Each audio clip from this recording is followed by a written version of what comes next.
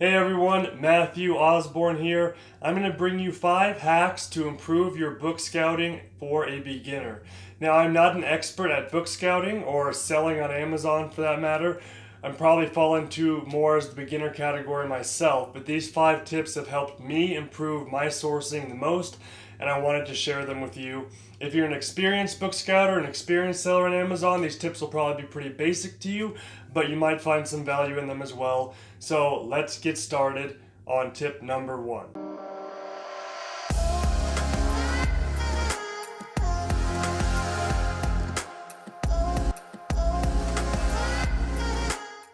Okay, tip number 1 is use an external Bluetooth scanner.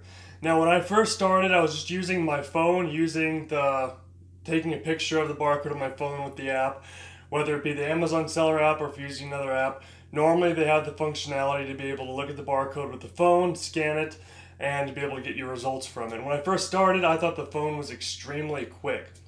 I was wondering why people even invested so much money into an external scanner, because the phone, to me at least, seemed very, very quick. And then I actually got an external scanner and found that I was completely wrong and that you can go so much faster using an external scanner than you can with your phone. It makes scouting a lot more enjoyable and you can get through a lot more books in a shorter amount of time. And that's how you improve your efficiency with book scouting, is getting through more books in less amount of time, making faster decisions. The more books you scan, whether you've got a high accept rate or a low accept rate, the more books you're going to take home, the more books you're going to be able to list, and therefore the more books you're going to be able to sell. So if you want to make money, the easiest way is to invest in a Bluetooth external scanner, and it'll improve your efficiency tenfold probably. It really is about 10 times faster, I think, using a Bluetooth scanner than trying to use your phone's camera. The one I use is the OPN 2002. You can go over to the Book Flippers channel and he's got reviews on all the main scanners that you can buy out there.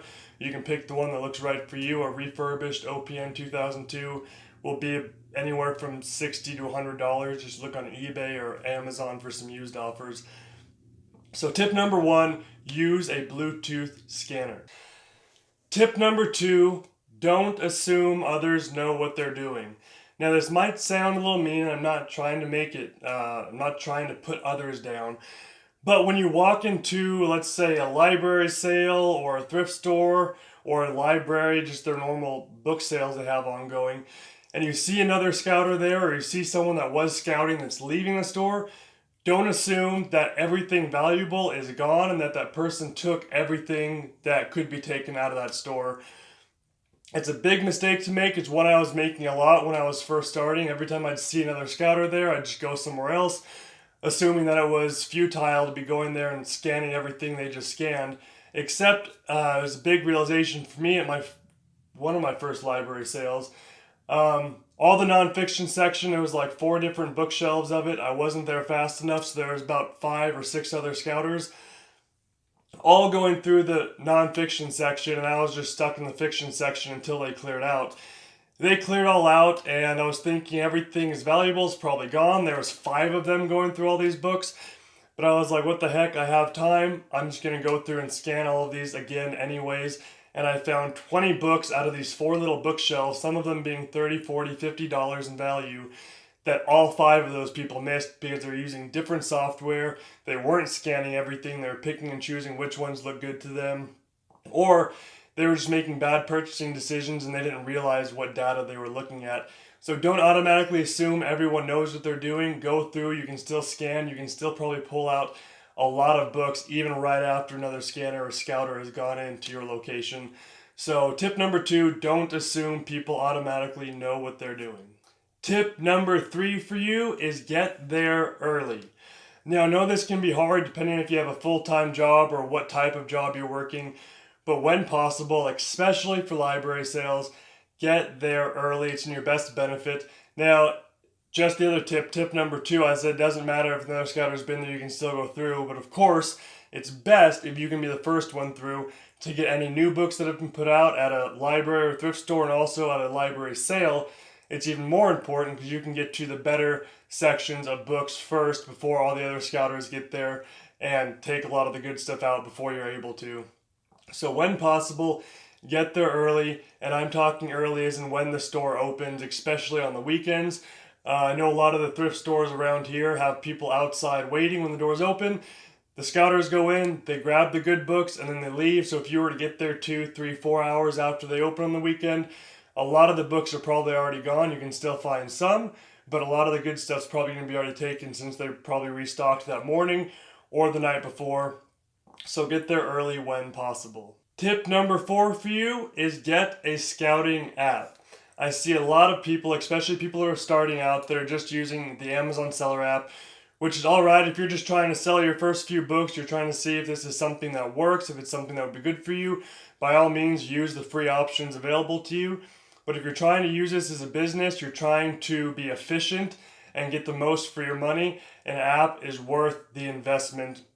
Being able to scan a book and know instantly, or relatively instantly, whether it should buy it or whether you should pass on it is a huge advantage to scanning something with the Amazon seller app, having to scroll through different pages, look at multiple prices, and assess whether it's a good buying decision or not. Efficiency will allow you to scan more books, and as I said, the more books you scan, regardless of your accept rate, the more books you'll be able to take home with you, sell, and the bigger you'll be able to grow your business. So get a scouting app. Of course, I'm partial to Scout IQ. The links to Scout IQ are in the description below if you've never used it. Sign up for a trial. If you're currently using the Amazon seller app, or even if you're using another scouting app, I recommend just try the free trial of Scout IQ and see if you like it and see if it improves your sourcing. Tip number 5, learn how to read the data. Whether you're using the Amazon seller app or Scout IQ or another book scouting app, know how to read and interpret the data that you're looking at. Triggers are great and they're a great starting point, and if you only went off triggers and never learned how to read the data, you'd be making a lot of probably good decisions, but you definitely bring home a lot of duds, a lot of things that didn't sell, and you wouldn't really understand the business and how to price things, how to reprice things, etc.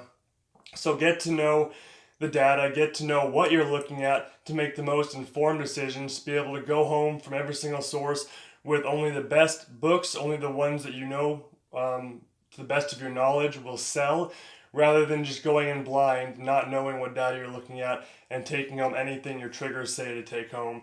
Know your data will very much improve your sourcing. If you use Scout IQ, I'll put the link in the description of this video as well. There's an overview of what each screen does and what all the data means on the screens. I highly recommend, even if you're veteran to scouting, that you go and look at that video. There might be some nuggets of knowledge in there you didn't know about Scout IQ before, or some ways to interpret data differently than maybe you're currently doing. So go check out that video and learn to know your data to be able to make the best decisions while you're outsourcing. Alright, a bonus tip for you guys is to talk to employees. This is actually one of the best tips, even though I didn't include it in the first 5. This really is probably one of the most valuable tips you can implement to improve the amount of books that you're taking home and how you're taking them home, is talk to the employees at the libraries, the thrift stores, library sales that you're going to. A few questions that I recommend you ask them is the easiest one. If you see an employee next to you, maybe even they're stacking some new books on the shelves, ask them how often they restock their books. The employees are going to know for the most part how that bookstore operates, how they normally put out new books. So knowing how often they put out new books will help you know how often to repeat that source and how often to go there. Not only ask them how often they put out books, see if they put out books on specific days or specific times. If they tell you they put out books every Saturday morning and every Wednesday night, you can know the best times to go to that store and how often to repeat going to that store. Thirdly, ask them how they label their books to know which books are new and which books are old. As we discussed, I think there's a week 3 update of the 100 book challenge in that playlist on my YouTube channel. You can see how you can find the newest books and avoid going to a source and scanning all the old books you scanned the week before or 2 weeks before. That's the absolute biggest waste of time you could do, is to redo work you've already done when you don't have to do that. So try and figure out what they do to know which books are new and which books are old. And then finally, ask them what they do with books when they're overstocked or books that don't sell. A lot of times these places will just throw them in the recycler, they'll give them to some recycler, and there might be an opportunity for you there to step in and maybe help them sell some of these books, especially if there's a lot of overstock books they never even put out on the shelves because they get so many, which is very common with thrift shops, thrift stores, libraries, and things like that because they have so many donations, that you might have a business opportunity there where you can get books that have never been scanned by anyone else. So talk to employees, build relationships, and get to know how your individual sources work so you can best allocate your time and improve your efficiency with your sourcing. Bonus tip number 2 for you guys, the final one of this video, is to get uncomfortable.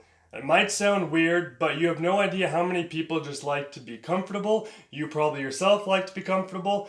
So when you're at a source, it's very common if there's books up really high, there's books down really low, there's books all stacked on top of each other, there's a section tucked in the corner that's hard to get to of books, that other people have probably been a little less likely to go through those books than the ones easy to get to on the main shelves. So reach up high for books, reach down low for books, get books that are stacked upside down in corners, wherever they are, because they've probably been untouched. No one's wanted to take the time to get to those. And there might be some really good books there. I can't tell you how many times I've not wanted to go for something because it's either out of my way or don't want to reach for it. It's tucked under something else. But I take the time to move all the books, get to it, and sometimes those are the most profitable books because they've been sitting there forever because no one's wanted to take the effort to get to them. So get uncomfortable, reach high, go down low, get books that are stacked on top of each other that other people are a little less likely to have already gone through, and you can find some gems hidden in there. I hope these tips have been helpful to you. Let me know what helped you the most. Put them in the comments below so anyone watching this video in the future can see what's helped you. And just share which one of these tips maybe you didn't know about before that you can start implementing into your routine. So good luck sourcing this coming week.